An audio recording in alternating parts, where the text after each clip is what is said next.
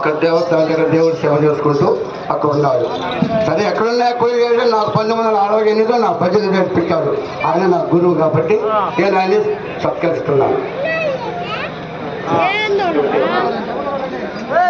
గురువులకే గురువు మహానుభావులు మరొకసారి చెప్పట్లు. అందరికీ రాదు ఈ అదృష్టం.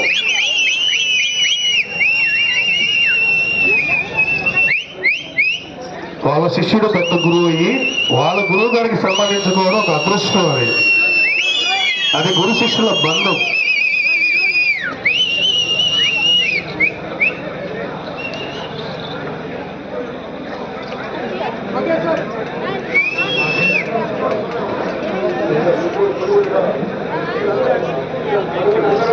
లక్ష్మణ్ లక్ష్మణ్ లక్ష్మణ్